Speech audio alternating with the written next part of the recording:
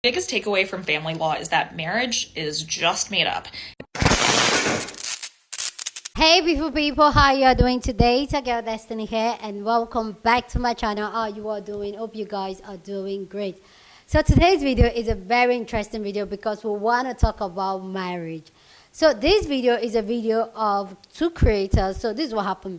This creator came to talk about marriage, how marriage is made up, how society and how even the government wants us to be married, and that has literally changed the dynamic of why people get married, and that people reasons of getting married are actually different. And then another creator responded to that, talking about how the marriage thing is being made up, how marriage is not supposed to last longer. And some of the points people made and they even made in this video just really got me like, and I know it's going to get you thinking. So let's go check out this video. Here people talk about marriage, if marriage is made up, and what they think about the institution of marriage. With that all said, guys, let's go check out this video and then we'll come back and talk. Biggest takeaway from family law is that marriage is just made up. Yes, there's a long tradition of marriages throughout history, mostly for economic purposes, political purposes, or religious purposes. But putting that aside in the modern era, it's like, well, why get married, especially if you don't have some like religious attachment to the institution of marriage? The government wants you to get married because it's a way for them to create private social welfare networks and make your family responsible for you rather than have the government be responsible for you. Putting that cynicism aside, though, if marriage is made up, then that's also the beauty of it. You and your partner can make it into whatever it means to you. So that's kind of where Nathaniel and I landed, where we realized that marriage didn't mean the same thing to us as it did for some of our friends, our parents, but we talked through really like what we thought it meant, what kind of commitment we were making to each other. And that was actually like a really beautiful process. The biggest takeaway from family law is that marriage is just made up. What if I told you marriage was never meant to last? I'm an Ivy League grad with a degree in the history of women and family structure. I would love to talk about this because I know a lot about marriage that people do not. My last year, I actually spent primarily studying Western marriage that we in the US and Western countries practice today. Things I learned in my classes were so surprising. To share 5 misconceptions about marriage. Number 1 is the belief that marriage is for life. We're talking Western marriage, created by Henry VIII when he divorced his first wife, Catherine, and he married Anne Boleyn. The early 1500s in England, that is what is virtually on paper what is still practiced today. And the vows are the same, I think. If those are the standards we're going by, it's not for life. This marriage was created with divorce in it. Divorce is a big point of it in general, is you can enter into this union, but you can leave it also at any time. From the 1500s, okay? People also died at a younger age at that time. You want to know the average span of a marriage? 10 years. 10 years is all marriage has ever been intended to last since its inception. When I see a couple that has made it for 10 years or longer, I am like, even if they're done, it's like, dude, you served together the time. Another misconception is that love was always a part of marriage, or that was at least a consideration. It is not the case, unfortunately. It started as a way to create unions between tribes, so it was very much a symbolic gesture. You gave your daughter to be married to this other tribe. That meant that your tribes were connected. She was a symbol. So you guys decided that you didn't want to be connected anymore. Woman would be So this is not a love situation. A thing that was mind-blowing for me to find out was romantic love didn't actually exist on paper till pretty far in our development. There was platonic love, there was familial love, there's love on paper. And by on paper, I mean written about, because that's all historians can look at, is what exists now, what stood the test of time. Meaning that there was a time that romantic love just didn't exist, or at least it didn't exist enough for people to write about it. Historians' take on this is basically that if you have no resources, no food, no water, you're fighting for those things every day, it's not really making you fall in love. That romantic love only appears in our history after we've reached a certain point of stability, which allows us that kind of freedom to fall in love with each other. Ring finger is the Father, Son, and the Holy Ghost. Get these fingers, so this is the first one that's free. It was also believed that there was a vein that ran from your finger to your heart.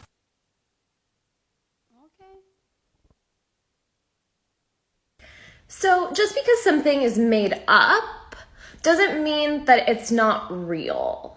And that is an important distinction. By this definition of made up, almost every social institution that constitutes like human life isn't real, is made up. So, you know, she has in the comment or like in the caption of the post that like, this is what I learned from law. Yeah, law would be one of those things that's totally made up if we're going by this definition. Other things that are just not real and totally made up would be like all of culture, all of like human sort of, agreed upon sort of rules that we follow in society to kind of make living together possible. All conventions are made up by this definition. So, not a ton of shade to this creator, but a little bit of shade because, of course, completely made up things happen to still carry a lot of weight in the social realities that we live in, right? So, like, gender roles are totally made up, but they impact people's lives every single day in very real and felt ways. And I think it's delusional to say that this thing is totally made up, and so I can create my own reality behind it. I can create my own reality aside from it because it's totally made up. I mean, no, we don't create our own reality. Realities can change, we can influence them, but because we are a social species living in society, we don't create our own realities. Things have social meaning even if they are made up, which is why this creator is wearing a large engagement ring and presenting herself as a married person because we unfortunately live in a society where certain social benefits redound to women who put themselves in that position, who get married, who wear a big engagement ring. I think it's irresponsible to say that something is made up just because it's a social reality rather than, for instance, a biological one. My biggest takeaway from family law is that marriage is just made up. What if I told you marriage was never meant? This makes so much sense. Marriages were not meant to last. We have all kinds of marriages, and marriages are not meant to last. So marriages that last time are special things. It's really, really special things. But we are following a doctrine that didn't really exist. I needed to go back and listen to that lady's video because this is what I've always thought of. I've always thought that, in biblical marriages, husbands were married to multiple women. So that's something that we've just decided doesn't work anymore. And we need to figure out why and when and who made that decision. And then the fact that if we're looking at our ancestry, there was divorce built into marriage. We need to figure out why, where, and when that changed. My biggest takeaway from family law is that marriage is just made up. What if I told you marriage was never meant? This is the stupidest thing I've ever seen, and why the divorce rates are so high is because people think that there's other options. Please go down in the comment section and share your thoughts. I'd love to know what you think about these conversations down in the comment section. Do you agree with the last creator that you said? Conversations like this are the reason why a lot of people get divorced. And do you think marriage is made up and so you can create your own reality of marriage? Or do you think marriage is a society standard and it is what it is? I'd love to know your thoughts on this. So go down in the comment section and share your thoughts. But please keep it respectful. Here on the channel, we're allowed to disagree, but we do it in a respectful way. So go ahead and share your thoughts. Okay? So for me personally, I was one of those people, even more when I was much younger. I've always asked that question, that why marriage? Like, yes, I believe that I believe like the institution of marriage is created to control women and to give men the liberty to eat their cake and have it. That's my own take on, like, I believe that is, and I believe that there's a whole lot of questions. And when you look at marriage back in the days and even now and even ancient history, you see women live different marriages with really no consequences. They move on, they go get married, but now it comes with consequences. We saw back history stories from back in the days, men having multiple wives, but now it's being like not, the ideal thing. Even though, yeah, in my society, men still do have multiple wives. My dad had multiple wives. So I just feel like the institution of marriage is made up by patriotic men to control women, to get women loyal to them, to get own women as their own property. And one of the research I did about marriage and how marriage started, even in my society in Nigeria back in the days, was marriage was more like a transactional union of both families, wealth, and all that. That sometimes a man will, it's almost like selling their daughter. There's this thing here in Nigeria they do, and I think most African countries do this. I can't speak about, I can speak for Nigeria. There's this thing that we call the bride price. We don't just go to church, do marriage and all that. There's this thing they call the bride price, where the man's family will come to the woman's family and they are going to negotiate. The woman's family will give the man certain things for him to bring with him, and then they're also going to negotiate what the bride price is, and then there's going to be exchange of the bride price for the bride. And this just makes, for me, just makes this man own you as a woman. Personally, that's how I see it. So you see some family will tell you, oh, including my dad, I did it, the bride price was paid in my head. Okay, they'll pay bride price on your head. That's how they call it here. So it's almost like they are buying you with it. I would say my dad usually take very like little or no money, like less than, my dad takes less than even $50. But my dad must collect that money. It's a must. He has to collect that money. And this, I feel like, is a transition where they've created for be like a negotiation to buy a woman. And that's why a lot of Nigerian men really feel like they own their wife, because they will tell you, I paid bride price. You get?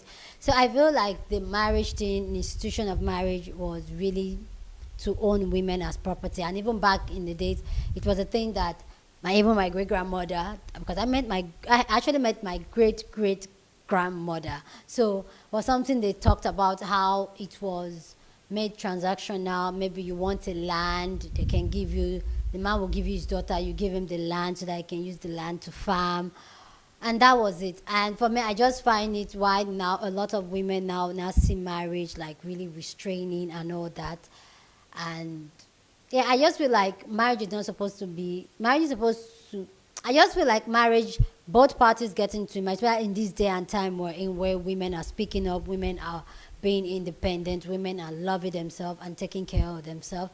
I feel like if you need that companion, which I feel like as humans, I feel even as any living thing, especially as humans, we all crave for a companionship. We all crave for a union. We all crave for a person, our own person. We all crave for that oneness with somebody, and we all crave it.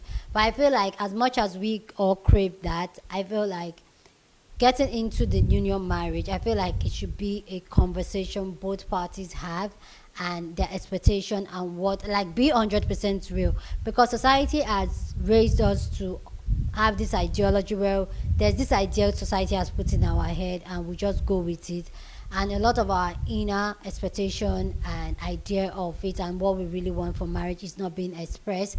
And so when we get into it, there's a whole lot of frustration, a whole lot of anger, a whole lot of things going on, a whole lot of unhappiness, a whole lot of tolerate permanent unhappiness going on. So I feel like it should be being even in a relationship should be something very honest, where people can come, talk, and honestly talk exactly what they want and how they want it. Don't wear masks, don't wear any camouflage, say what you want, and let's see if the other person can meet you there and both of you can build a life together. Building a life with somebody is a beautiful thing if you find somebody to build a life with. But when you find somebody that, rather than build a life with, just keep causing you a lot of sorrow, a lot of pain. There's one thing I always believe, which I don't think I've ever said it here before, and maybe some of my friends don't know. There's something I've always believed, and I learned it from my grandmom. My grandmother married 3 times, and I can proudly say that her last marriage was the most blissful marriage ever, and she was happy. I saw her happy. It was, as little kids, you see little things they don't tell you. You see it. My grandmom's third marriage was so good that that was my own definition of what marriage should look like. And a lot of people will say, oh, she was using jazz then for my grandpa. And yeah, it was not. It was one of the most beautiful marriages, honest, really transparent. And the crazy thing about it is that my grandmom and my grandpa came into that marriage with my grandmom having her own money. So my grandmom was independent. She had her own money. He had his own money. And so it was really like such a beautiful relationship. And that just made me think that, you know what, if my grandmom could do it 3 times and find love the 3rd time, if he ain't treating me well, I will leave.